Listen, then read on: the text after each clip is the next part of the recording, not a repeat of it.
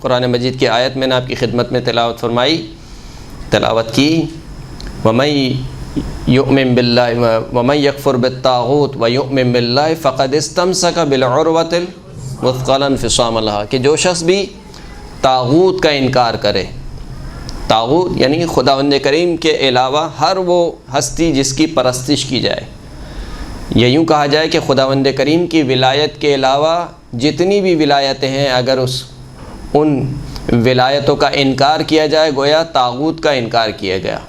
وَمَن يَكْفُرْ بِالطَّاغُوتِ، جو بھی طاغوت کا انکار کرے، وَيُؤْمِن بِاللَّهِ، اور اللہ پر ایمان لائے، فَقَدِ اسْتَمْسَكَ بِالْعُرْوَةِ الْوُثْقَىٰ، تو وہی وہ شخص ہے کہ جس نے ایک مضبوط رسی کو تھام لیا۔ مضبوط رسی کب تھامے گا؟ طاغوت کا انکار کرے گا اور اللہ پر ایمان لائے گا، یعنی جب تک دو کام نہیں کرے گا اس کا مطلب یہ کہ وہ مضبوط رسی کو تھامے ہوئے نہیں ہے۔ پھر میں نے سورہ احزاب کی 2 آیتیں آپ کی خدمت میں پیش کی جو کہ پے در پے ہیں۔ ایک آیت جو کہ آیت درود ہے، بہت ہی مشہور و معروف ہے، اسی کے فوراً بعد جو دوسری آیت ہے وہ کیا ہے؟ ان الذین یؤذون اللہ ورسولہ لعنہم اللہ فی الدنیا والآخرہ، جو شخص بھی اللہ اور اللہ کے رسول کو اذیت دیتا ہے۔ غالباً کسی گفتگو میں نے آپ کی خدمت میں عرض کیا تھا کہ اللہ کو کوئی اذیت نہیں پہنچتی، یعنی اللہ نعوذ باللہ ہماری طرح جسم نہیں رکھتا ہے اور ہماری طرح احساسات نہیں رکھتا ہے کہ آج اگر کسی نے نماز نہیں پڑھی تو مثال کے طور پر اس کا منہ پھول جائے یا ناراض ہو کے بیٹھ جائے مثال کے طور پر، یا اس کو اذیت پہنچے، جیسے ہمارا دل دکھتا ہے نعوذ باللہ۔ خدا کے اوپر کیفیات طاری نہیں ہوتی ہیں، کیفیات کے لیے جسم چاہیے ہوتا ہے، خدا جسم سے مبرہ ہے۔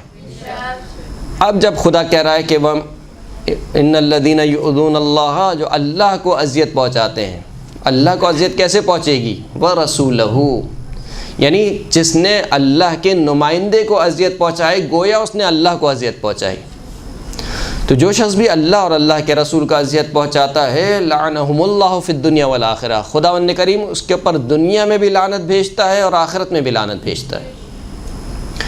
وَأَعَدَّ لَهُمْ عَذَابًا مُهِينًا، اور ایسے افراد کے لیے خداوند کریم آخرت میں ایک رسوا کر دینے والا عذاب اس نے تیار کر رکھا ہے۔ کن لوگوں کے لیے؟ جنہوں نے اللہ کو اذیت پہنچائی اور اللہ کے رسول کو اذیت پہنچائی۔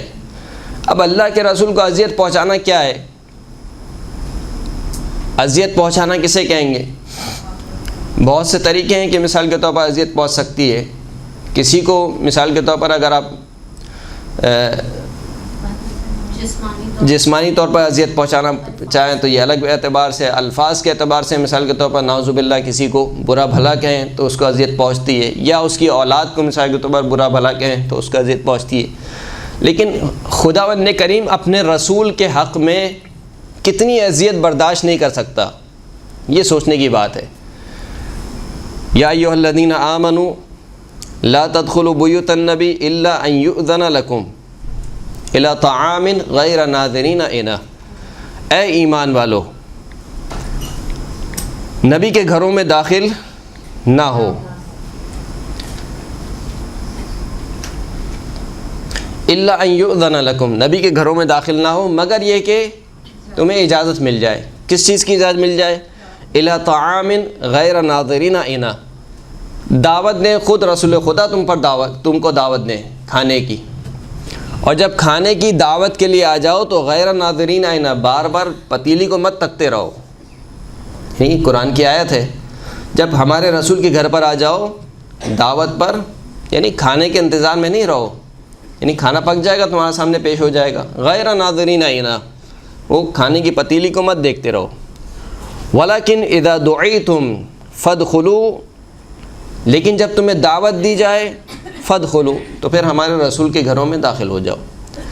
فاذا طعمتم، جب کھانا کھا لو، یعنی ایک مرتبہ دعوت مل گئی، اب دعوت کھانے کے بعد تم نے کھانا کھا لیا، ماشاء اللہ سیر ہو گئے، فانتشروا، جیسے ہی کھانا کھا لو اٹھ جاؤ فوراً سے، ہمارے رسول کے پاس بیٹھ کے گپے مت مارو، اٹھ جاؤ۔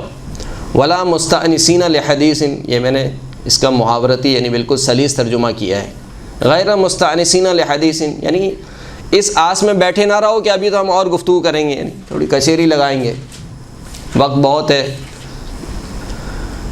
ان ذالکم کان یؤذی النبی، یہ جو تمہارا کام ہے یہ ہمارے نبی کو اذیت پہنچاتا ہے۔ کیا کام؟ کہ بغیر اجازت کے داخل ہو جانا، پہلی بات۔ دوسری بات، اگر اجازت مل بھی جائے تو پتیلی کو تکتے مت رہنا، دوسری بات۔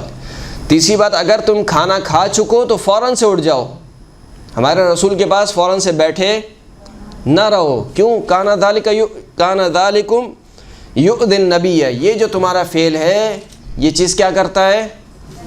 ہمارے نبی کو اذیت پہنچاتا ہے۔ یہ اذیت بھی اللہ کو برداشت نہیں ہے، یعنی اتنی اذیت بھی خداوند کریم کو برداشت نہیں ہے۔ تو جس خداوند کریم کو اپنے رسول کی اتنی اذیت برداشت نہ ہو، کیا اس خداوند کریم کو برداشت ہوگا کہ اس کی بیٹی کا گھر جلایا جائے، اس کی بیٹی کے پسلیوں پر جلتا ہوا دروازہ گرایا جائے، اس کی بیٹی کے بیٹے کو ساقط کیا جائے؟ کیا یہ چیزیں برداشت ہوں گی؟ کیا اس کو برداشت ہوگا کہ وہ رسول کا جو نواسہ ہے اس کو زہر دیا جائے، اس کے جنازے پر تیر برسائے جائیں؟ کیا اس اللہ کو یہ برداشت ہوگا کہ اس رسول کے نواسے کا سر کاٹ کے نیزے پر بلند کیا جائے، کوفہ و شام کے بازاروں میں پھرایا جائے، اس کی نواسیوں کو رسن بستہ کوفہ و شام کے بازاروں میں پھرایا جائے؟ کیا یہ خداوند کریم کو برداشت ہوگا؟ ان کی اذیت رسول اللہ کی اذیت ہے۔ اگر آپ کسی کو کہتے ہیں، مثال کے طور پر آپ کہیں کہ بھائی مولانا صاحب کو اذیت نہیں پہنچائیں، اور کوئی شخص آپ کے سامنے میرے بیٹے کو مارے، تو آپ کیا کہیں گے؟ میرے بیٹے کی اذیت میری اذیت ہے۔ تو وہ حسین جس کے لیے خود رسول اللہ نے کہا کہ حسین منی وانا من الحسین، یعنی نیزے پر جو سر ہے یہ حسین کا سر نہیں ہے، یہ رسول اللہ کا سر ہے۔ کوئی اس خام و خیال میں نہ رہے کہ ہم نے تو حسین کو مارا ہے، تم نے حسین کو نہیں مارا، تم نے رسول اللہ کو مارا ہے۔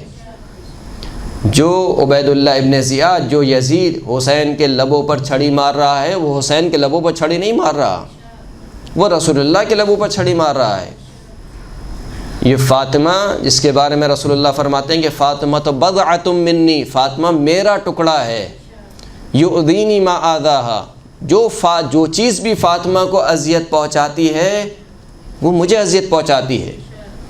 فاطمہ تو بضعۃ منی، فاطمہ میرا ٹکڑا ہے، یعنی متواتر احادیث اور صحیح السند احادیث، یعنی اس سے بڑھ کر اور کیا ہوگی کہ مسلمانوں کی صحیح کتابوں میں یہ حدیث نقل ہوئی ہے کہ جو چیز بھی فاطمہ کو اذیت پہنچاتی ہے وہ مجھے اذیت پہنچاتی ہے۔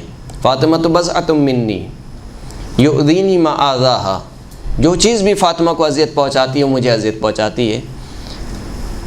اب اس حدیث کے چلتے ہوئے مسلمانوں نے ایک داستان گڑھی، کہا کہ یہ تو رسول خدا نے اس وقت ارشاد فرمایا تھا کہ جب مولا کائنات نعوذ باللہ بی بی فاطمہ کے ہوتے ہوئے کسی اور سے شادی کرنا چاہتے تھے، تو پھر رسول خدا نے فرمایا کہ فاطمہ تو بضعۃ منی، فاطمہ میرا ٹکڑا ہے، جو چیز فاطمہ کو اذیت پہنچاتی ہے مجھے اذیت پہنچاتی ہے۔ یعنی ان کے بقول جب بی بی فاطمہ کو معلوم ہوا کہ علی مرتضیٰ کسی اور سے شادی کرنا چاہتے ہیں تو بی بی فاطمہ کو اذیت ہوئی۔ بی بی فاطمہ نے نعوذ باللہ رسول خدا کی بارگاہ میں آ کے شکایت کی، تو رسول خدا نے فرمایا کہ جو چیز فاطمہ کو اذیت پہنچاتی ہے وہ مجھے اذیت پہنچاتی ہے۔ ہم کہتے ہیں کہ اگر اس روایت کو صحیح مان لیا جائے تو اس کا نتیجہ کیا نکلے گا؟ ایک مرد کے لیے 4 شادی کی اجازت ہے یا نہیں ہے؟ بالکل ہے، یعنی خود بی بی فاطمہ الزہرا سلام اللہ علیہا کے والد گرامی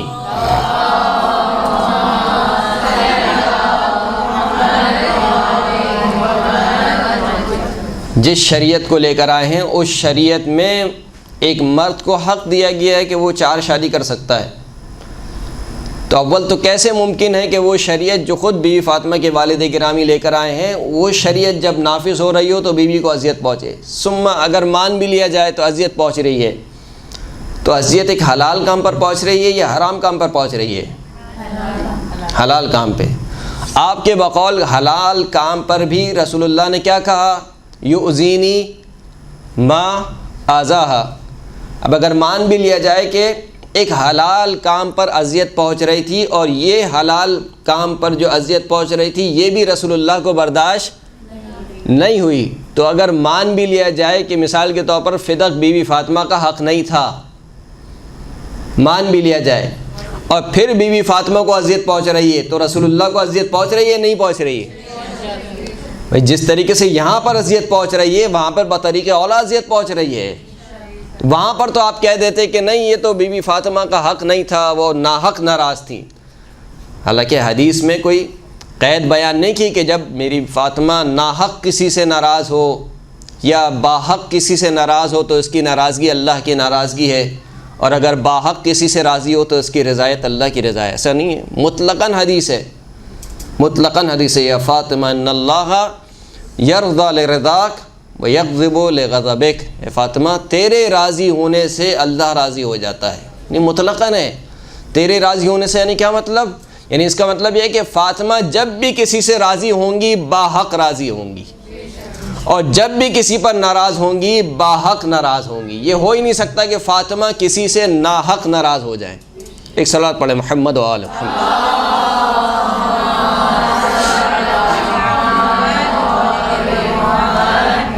تو دین کی بنیاد عزیزان گرامی، دین کی بنیاد تولا و تبرہ پر ہے۔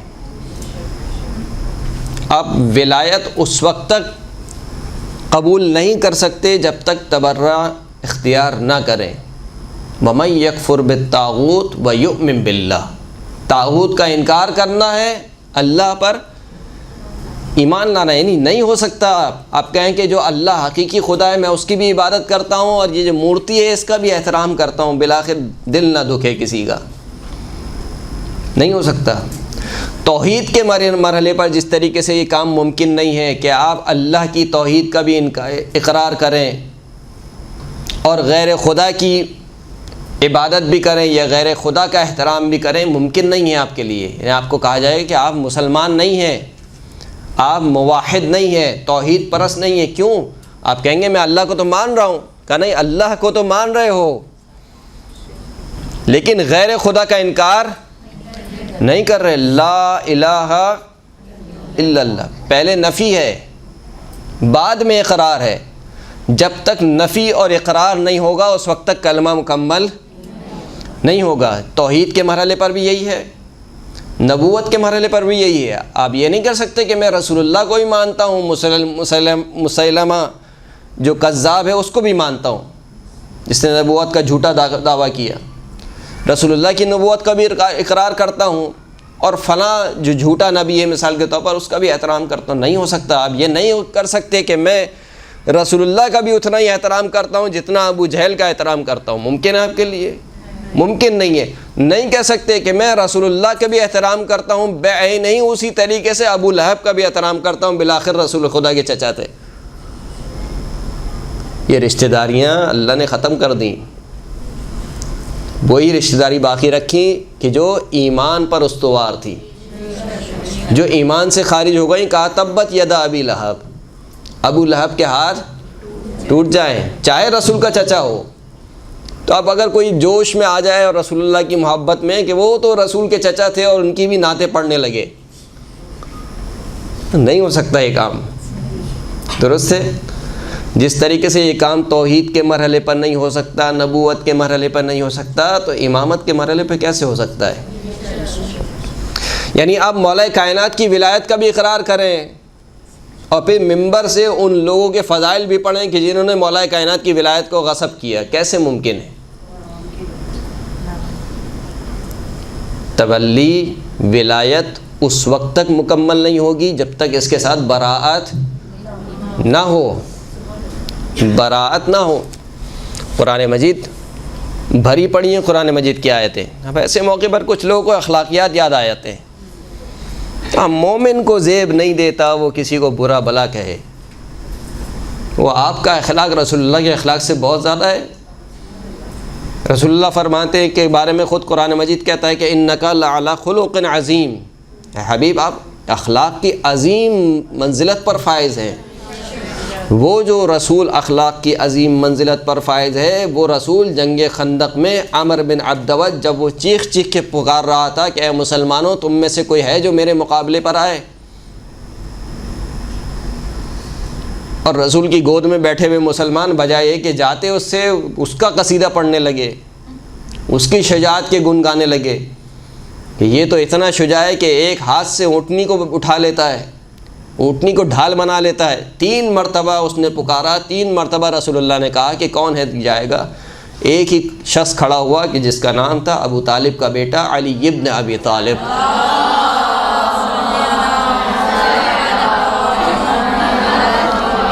یہاں تک کہ عامر بن عبدود یہ کہتا ہوا نظر آتا ہے کہ میرا گلا سوکھ گیا ہے تمہیں پکارتے پکارتے، یعنی حل میں مبارزین کہتے ہے کوئی میرے مقابل میں آئے، میرا گلا سوکھ گیا ہے۔ کہا تم کیسے مسلمان ہو؟ تم کہتے ہو کہ اگر میری تلوار سے مارے گئے تو شہید، مجھے مار دیا تو غازی، یعنی دونوں صورتوں میں جیت تمہاری ہے، پھر بھی نہیں آتے میرے پاس۔ اور تینوں دفعہ رسول خدا کیا فرماتے تھے؟ من لہذا الکلب، کون اس کتے کے لیے ہے؟ کون رسول؟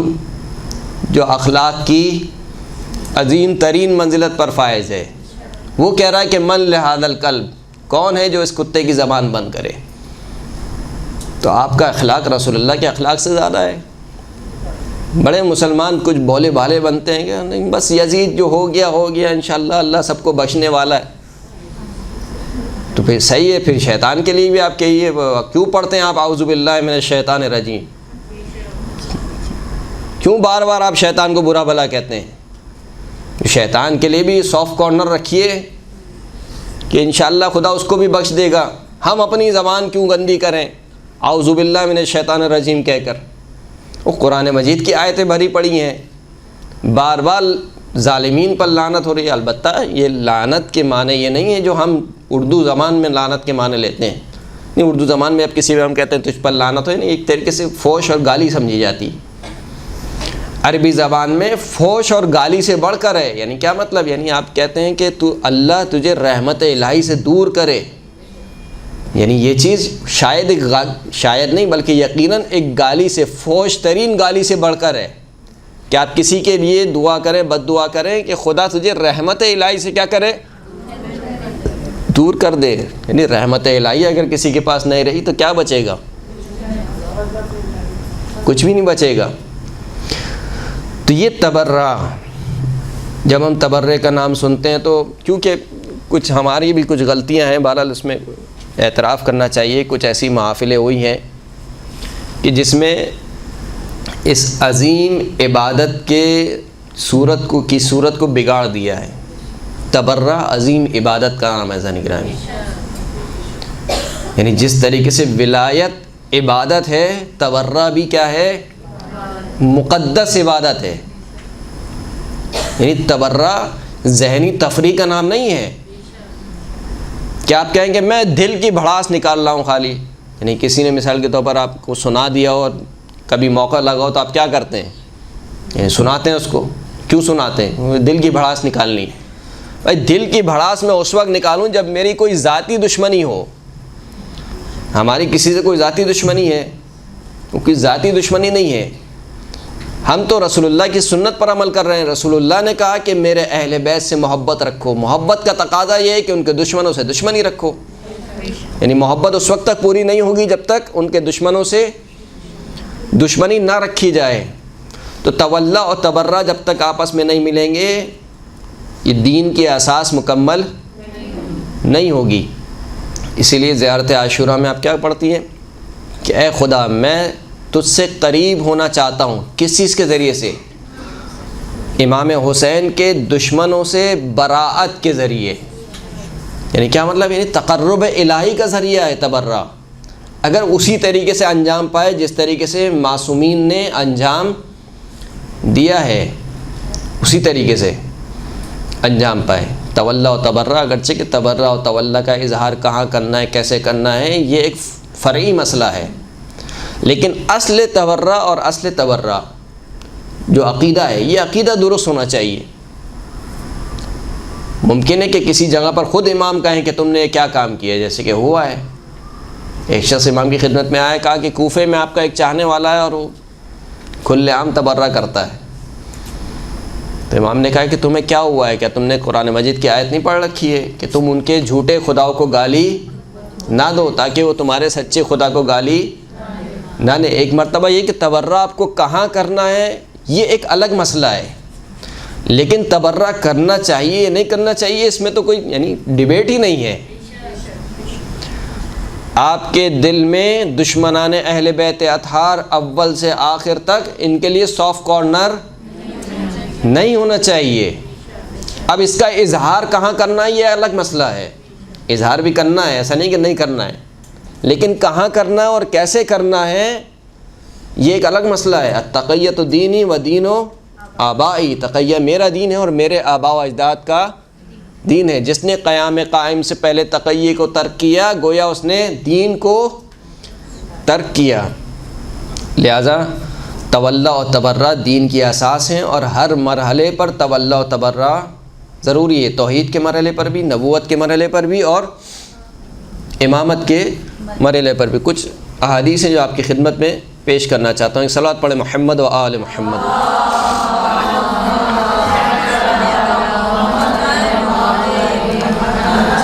تفسیر قرقمی میں ابو الجارود سے روایت کی ہے، امام پنجم سے، خداوند کریم کے اس قول کی تفسیر میں، ما جعل اللہ لرجل من قلبین فی جوفہ، خداوند کریم نے کسی شخص کے اندر دو دل نہیں رکھے ہیں، خداوند کریم نے کسی شخص کے اندر دو دل نہیں رکھے ہیں۔ اس کی تفسیر میں امام نے فرمایا فَيُحِبُّ هَذَا وَيُبْغِضُ بِهَذَا فَأَمَّا مَحَبَّتُنَا فَيُخْلِصُ الْحُبَّ لَنَا كَمَا يَخْلُصُ الذَّهَبُ بِالنَّارِ لَا قَدْرَ فِيهِ مَنْ أَرَادَ أَنْ يَعْلَمَ حُبَّنَا فَلْيَمْتَحِنْ قَلْبَهُ فَإِنْ شَارَكَهُ فِي حُبِّنَا حُبَّ عَدُوِّنَا فَلَيْسَ مِنَّا وَلَسْنَ مِنْهُ وَاللَّهُ عَدُوُّهُمْ وَجِبْرَائِيلُ وَمِيكَائِيلُ وَاللَّهُ عَدُوٌّ لِلْكَافِرِينَ۔ فرمائے کہ اس کا مطلب کیا ہے؟ اس کا مطلب یہ ہے کہ بس جب خداوند کریم کہہ رہا ہے کہ ہم نے کسی شخص کے اندر دو دل نہیں رکھے ہیں تو بس وہ ایک سے محبت رکھے گا یقیناً اور دوسرے سے کیا رکھے گا؟ بغض رکھے گا۔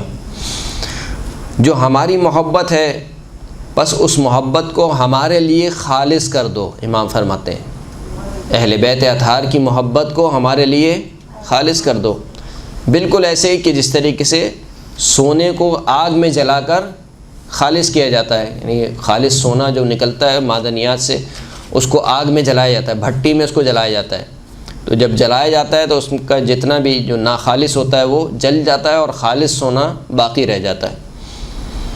پھر امام فرماتے ہیں کہ جو شخص بھی یہ چاہتا ہے کہ وہ یہ جانے کہ آیا وہ ہمارا محب ہے یا نہیں ہے، یعنی اس کے دل میں ہماری محبت ہے یا نہیں ہے، تو اس کو کیا کرنا چاہیے؟ بس اپنے دل کا امتحان لے۔ کیسے امتحان لے؟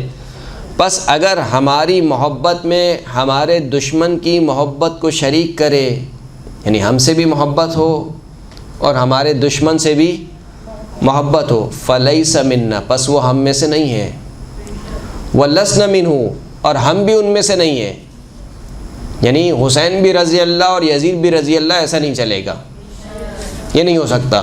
ایک نیام میں دو تلواریں نہیں رہ سکتی، یا ان سے محبت کرے یا ان سے محبت کرے، درست ہے؟ اب یہ میں امام حسین کے اعتبار سے پیش کر رہا ہوں کیونکہ بہت عام ہے، اس کو لے جائیے اوپر تک۔ واللہ عدوہم، اللہ بھی ان کا دشمن ہے، جبرائیل اور میکائیل، اور خداوند کریم کافرین کا دشمن ہے۔ اسی طریقے سے کتاب خصال کی طویل روایت ہے امام جعفر صادق علیہ السلام سے،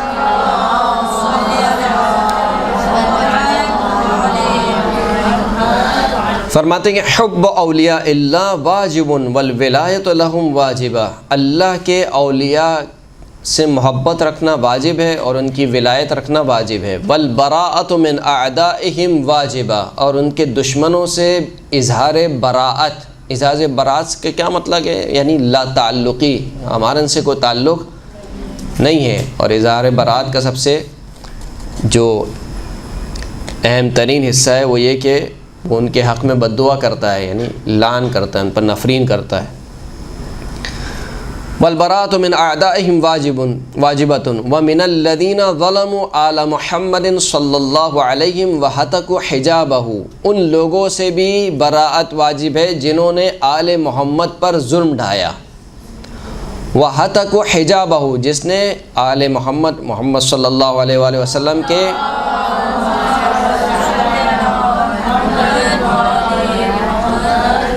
ان کے حجاب کو پارا پارا کیا۔ کس بات کی طرف اشارہ ہے؟ یہ بی بی فاطمہ کی حرمت کی طرف اشارہ ہے۔ وَأَخَذُوا مِن فَاطِمَةَ فَدَقَ، ان لوگوں سے بھی برات واجب ہے جنہوں نے فاطمہ سے فدق چھین لیا۔ وَمَنَعُوهَا مِيرَاثَهَا، ان لوگوں سے بھی برات واجب ہے جنہوں نے فاطمہ کی میراث کو منع کیا۔ وَغَصَبُوهَا، اور فاطمہ کی میراث کو غصب کر لیا۔ وَزَوْجَهَا حُقُوقَهُمَا، اور فاطمہ کے جو شوہر ہیں ان کے حق کو غصب کیا۔ وَهَمُّوا بِإِحْرَاقِ بَيْتِهَا، اور جنہوں نے فاطمہ کے گھر کو جلانے کی کوشش کی۔ وَأَسَّسُوا الظُّلْمَ، اور جنہوں نے ظلم کی بنیاد رکھی۔ ظلم کی بنیاد کب رکھی گئی؟ سقیفہ میں۔ وَأَسَّسُوا الظُّلْمَ وَغَيَّرُوا سُنَّةَ رَسُولِ اللَّهِ، اور جنہوں نے رسول اللہ کی سنت کو بدل دیا۔ ان تمام افراد سے کیا براءت واجب ہے۔ وَالْبَرَاءَةُ مِنَ النَّاكِثِينَ وَالْقَاسِطِينَ وَالْمَارِقِينَ واجبہ، ناکثین سے، قاسطین سے اور مارقین سے بھی براءت کیا ہے؟ واجب ہے۔ ناکثین کون ہیں؟ جنہوں نے بیعت توڑی۔ کنہوں نے بیعت توڑی؟ ناکثین، قاسطین اور مارقین، تین جنگیں مولا کائنات نے لڑی ہیں، صفین، جمل اور ان تمام افراد سے کیا ہے؟ براءت واجب ہے۔ اس سے زیادہ کھل کے اور کیا پڑھوں میں؟ والبراءۃ من الانساب والازلام وائمۃ الضلال وقادۃ الجور کلہم اولہم وآخرہم واجبہ، تمام افراد سے، ان کے اول ان کے آخر سے براءت کیا ہے؟ واجب ہے۔ والبراءۃ من جمیع قتلۃ اہل البیت واجبہ، تمام اہل بیت اطہار کے قاتلوں سے براءت کیا ہے؟ واجب ہے۔ والولایۃ للمؤمنین الذین لم یغیروا ولم یبدلوا بعد نبیہم واجبہ، جس طریقے سے ان سے براءت واجب ہے، اس طریقے سے مومنین کے ساتھ ولایت کیا ہے؟ واجب ہے۔ یہ پوری ایک حدیث ہے۔ اس کے بعد امام فرماتے ہیں کہ من جالسنا، ایک صلوات پڑھیں محمد وآل محمد۔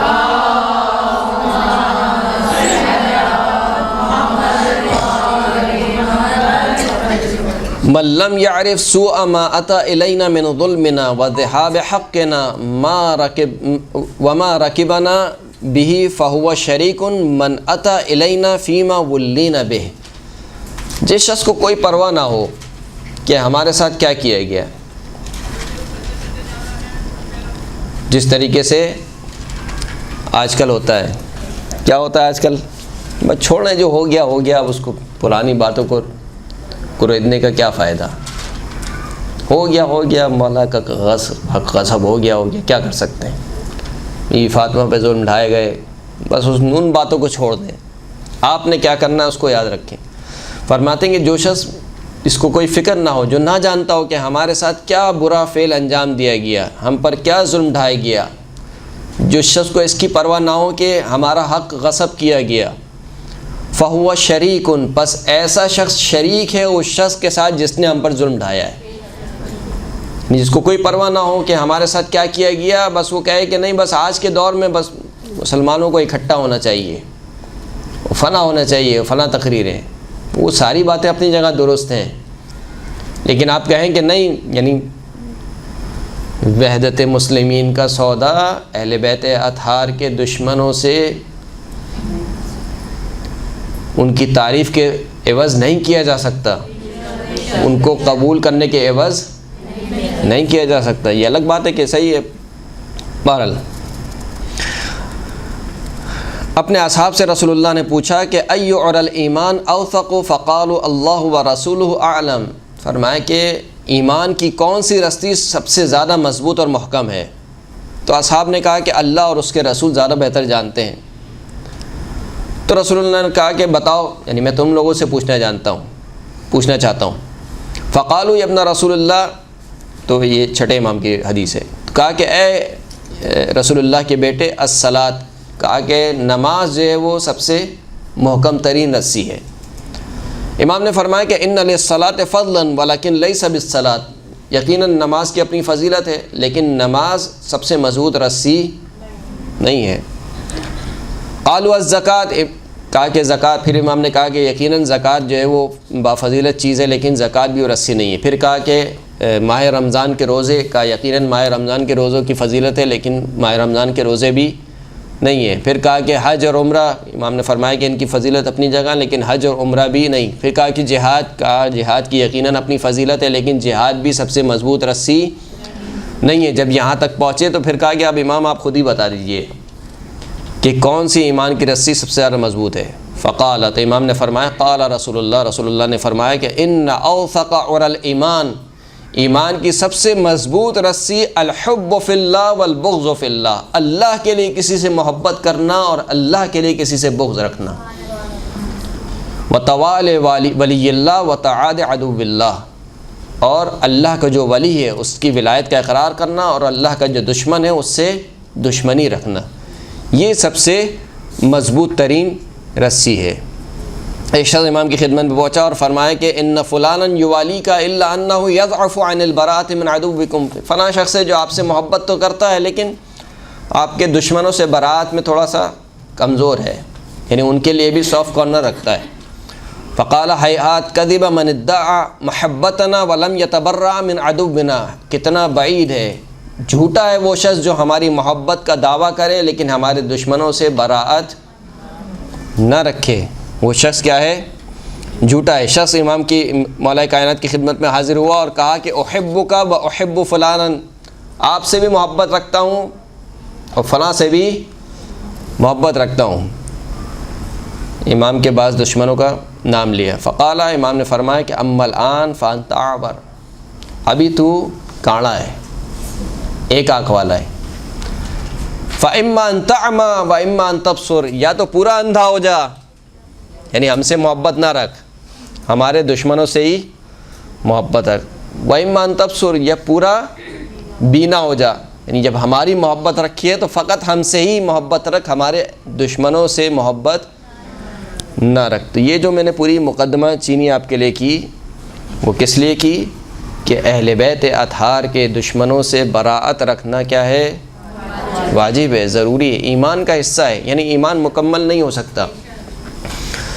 جو کام آج کل کیے جا رہے ہیں وہ بہرحال خدا کے بارگاہ میں جواب دہ ہیں، لیکن تقیہ ایک اپنی جگہ ہے، اس سے کوئی انکار نہیں ہے۔ کہاں پر اظہار برات ہونا چاہیے، کس طریقے سے اظہار برات ہونی چاہیے، اس سے کوئی انکار نہیں ہے، لیکن آپ ایک ایسا کام کریں کہ جس سے مومنین کے دلوں میں اہل بیت اطہار کے دشمنوں کی محبت کو پیدا کریں۔ آپ کہیں کہ فلاں خلیفہ نے بھی اچھا کام کیا، اس خلیفہ کے اچھے کام یہ تھے، بھائی آپ کیوں گنوا رہے ہیں اس کے اچھے کام؟ اول تو تھے نہیں، وہ تھے بھی تو کیوں گنوا رہے ہیں؟